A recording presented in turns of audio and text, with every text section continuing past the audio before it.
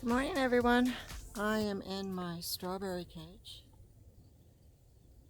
I am propagating my strawberries today.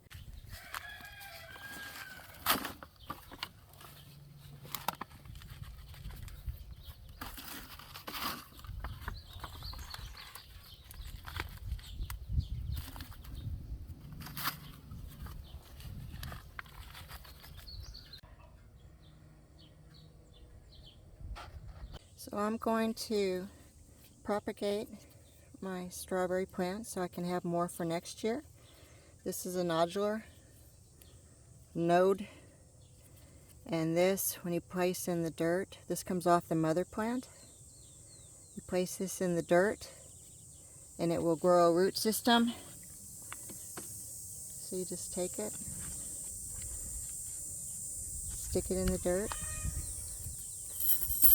secure it with whatever you can to make sure it doesn't pop out.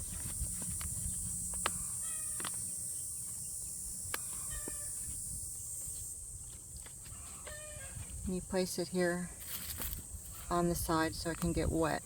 You keep it moist for about 2 to 3 weeks and you'll have a new strawberry plant.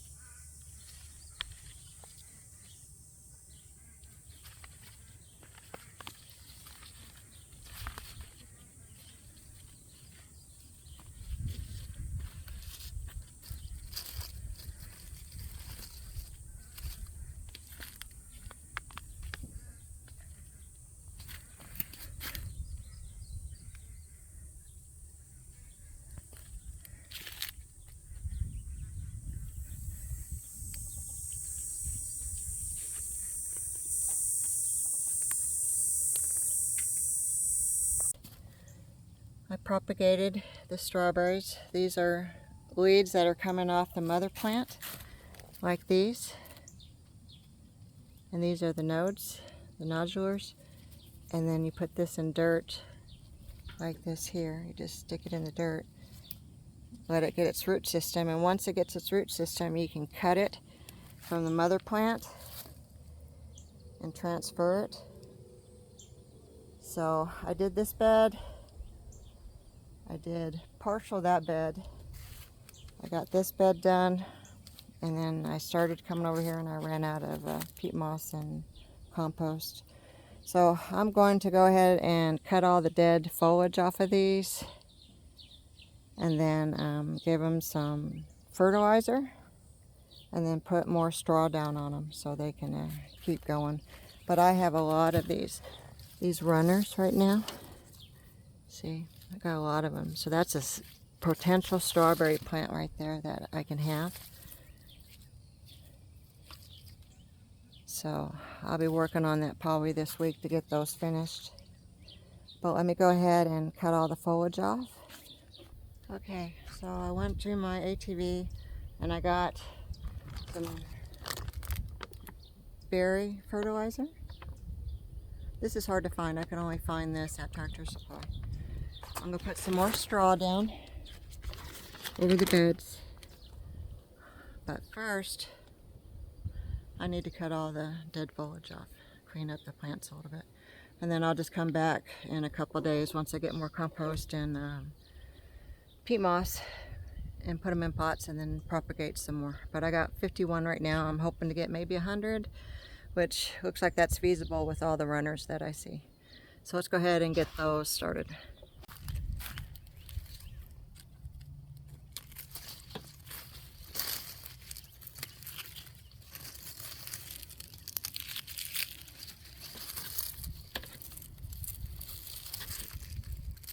One thing with dead foliage is that you start getting pill bugs.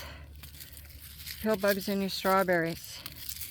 Pill bugs love rotting foliage, decaying foliage, and this is where they'll live, and then they'll just eat your strawberries up. So this is why you take all the dead stuff out. And see, right when I pull those out, look at those runners. I've got lots of runners right there. All of these guys. So yeah, that's a whole bunch of them there. That's about 10 right there.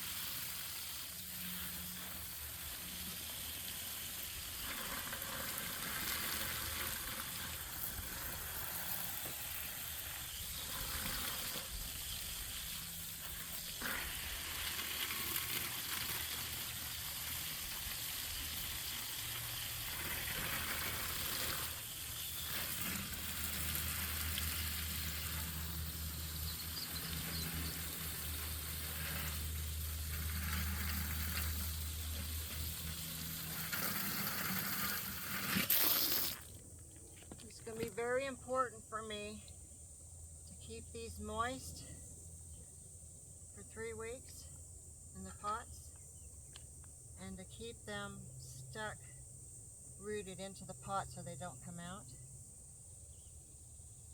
You can use like a bobby pin or toothpick or whatever if you need to, but it's very important that I keep those soaked for 3 weeks.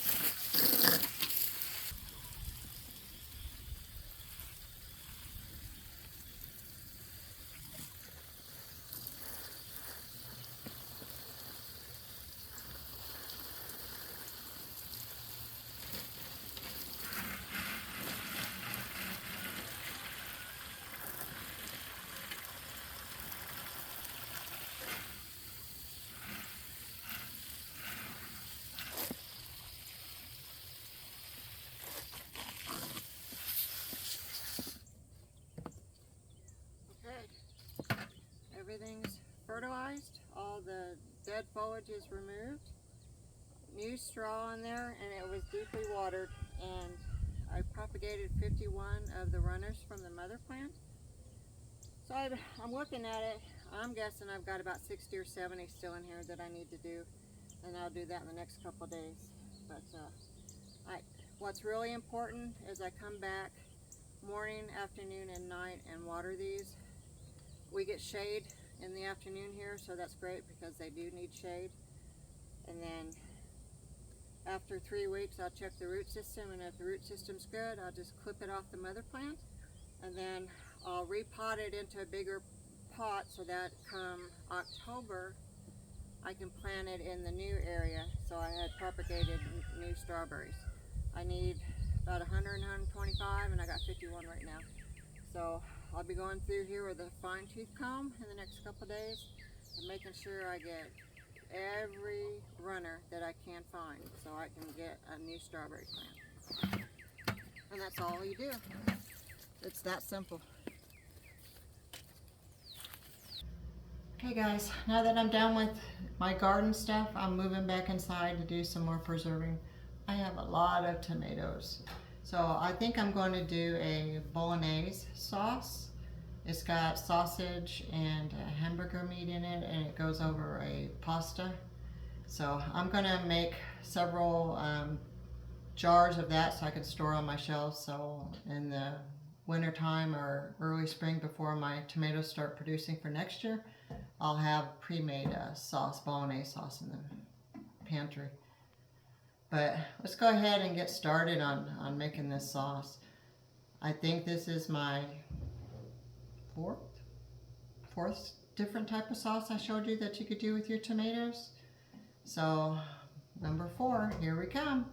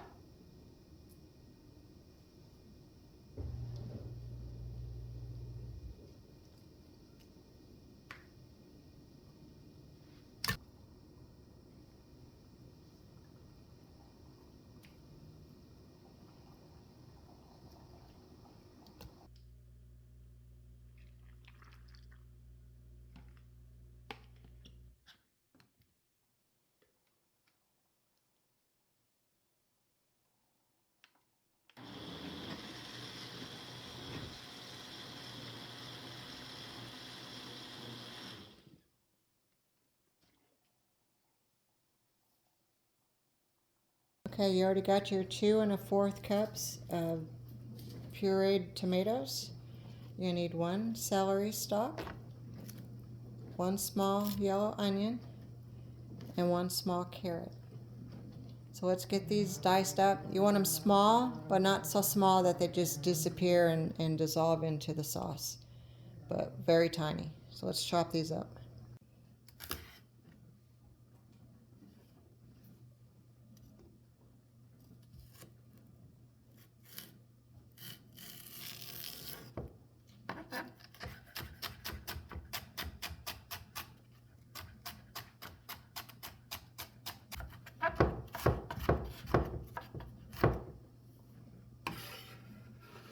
Set that off to the side.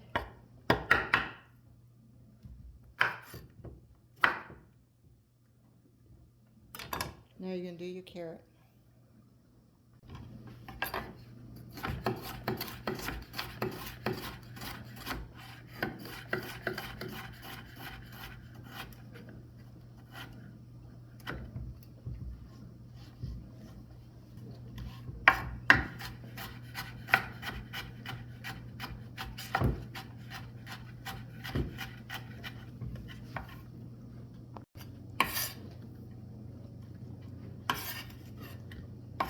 We're going to move that off to the side. Now we're going to start the onion.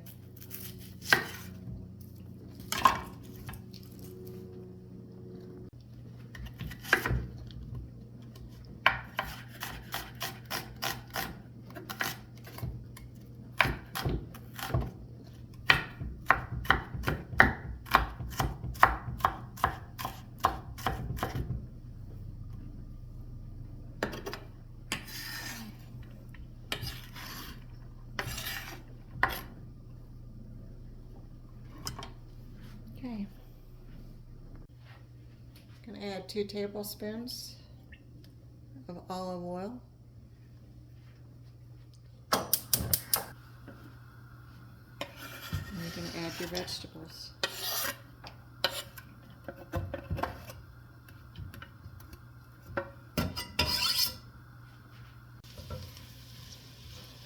Okay, so you're going to cook it on medium to medium low. It just depends if you have a gas stove like I do.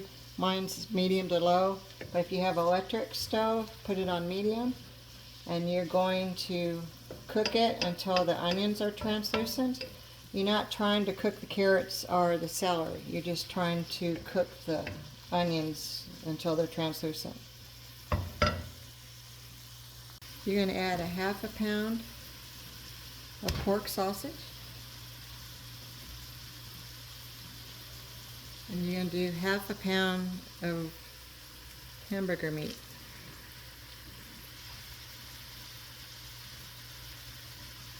Okay, you're going to cook the meat till it's brown, and you're going to chop it up into tiny pieces. You don't want big pieces of meat. You want real tiny pieces of meat in there.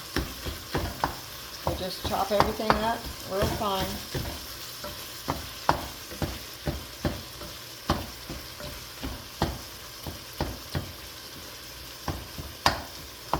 And everything in small pieces.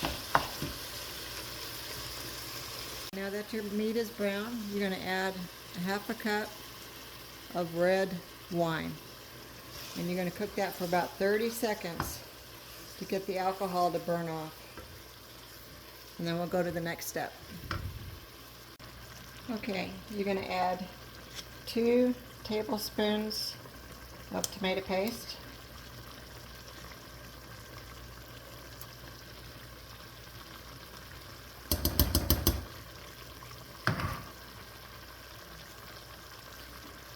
You're going to add 2 1/4 cup of your tomato puree.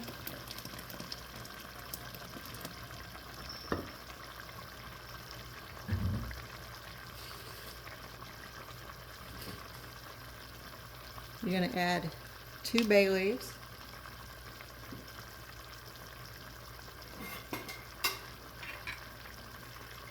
And 2 tablespoons of dried oregano.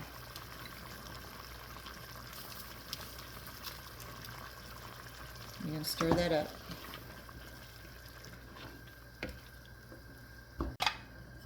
Going to add in some, I want to say a 1/2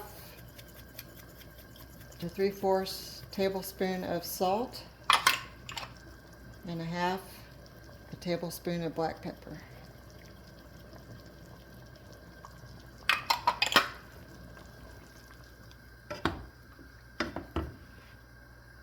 Okay, now that everything's blended, you're going to bring it to a boil.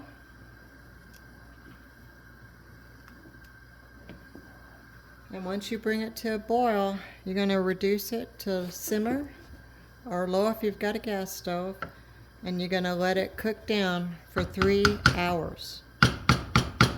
Yes, you've heard that right. 3 hours.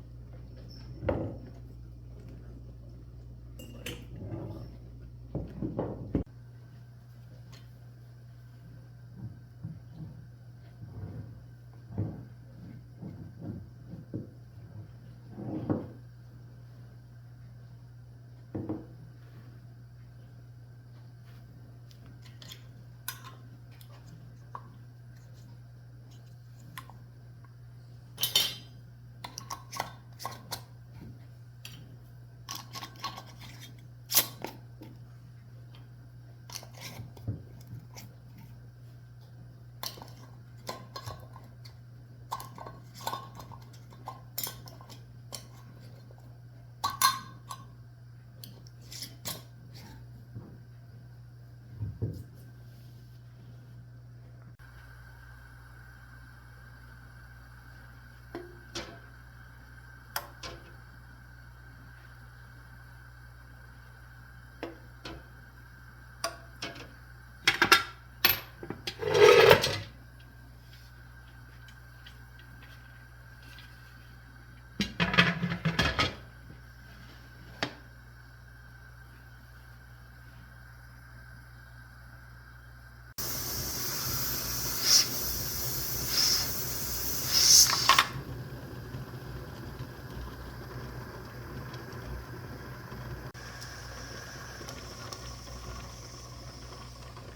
to start the timer. Once it gets there, you want 75 minutes.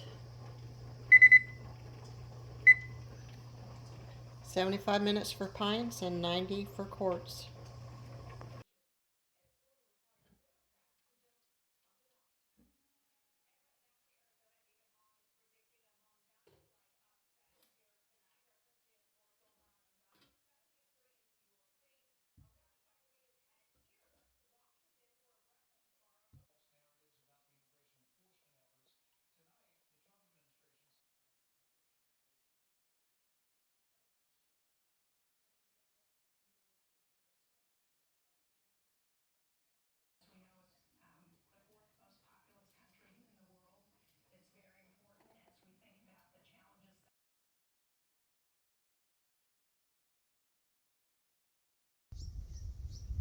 Good night, everyone.